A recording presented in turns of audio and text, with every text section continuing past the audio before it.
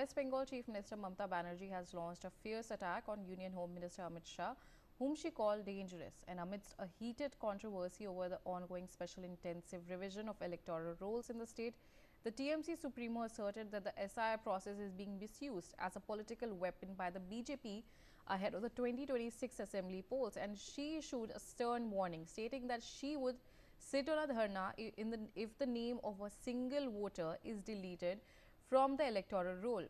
She also said, and I quote, "There will be no detention camps in West Bengal. They are so hungry for votes that they are conducting the SIR just 2 months before elections." Banerjee said that she herself had not filled out the enumeration form so far. Now, some breaking news coming in.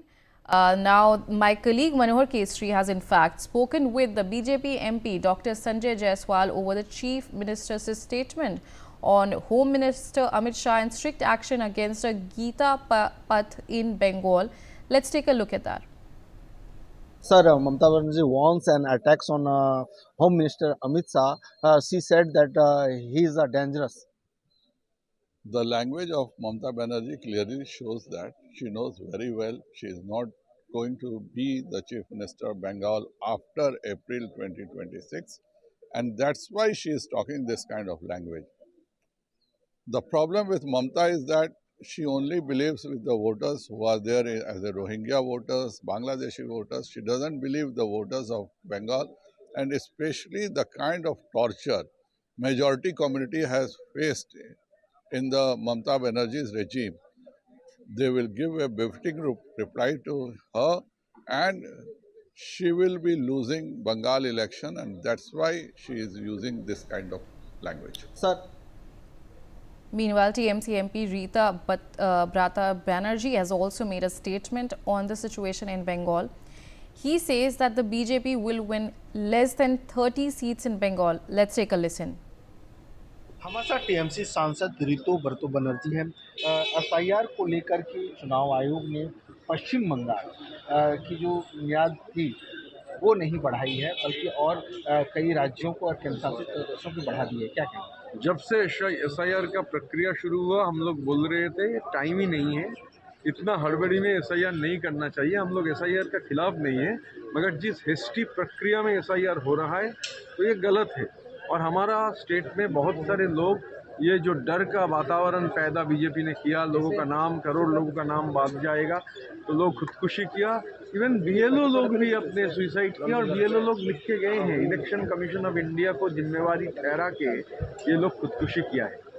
तो बंगाल का आवाम तैयार है, क्योंकि बंगाल के आवाम के खिलाफ इस तरीके के साजिश के खिलाफ देखिए, इसका जो बंगाल का आवाम का गुस्सा है, ये गुस्सा जब 2026 का चुनाव आएगा, ममता बनर्जी को चौथी बार बंगाल का चीफ मिनिस्टर बनाने का काम जब बंगाल का आवाम करेंगे, तब ये सब जो साजिश है, साजिश का जवाब हम लोग देंगे। वहीं ममता बनर्जी ने जो बात कही है एसआईआर को लेकर के कि किचन में हथियार है, बीजेपी कह रहे हैं भड़काऊ बयान है, ये उनके डर और बौखलाहट बताता है। एसआईआर का मतलब है साइलेंट इनविजिबल रिगिंग।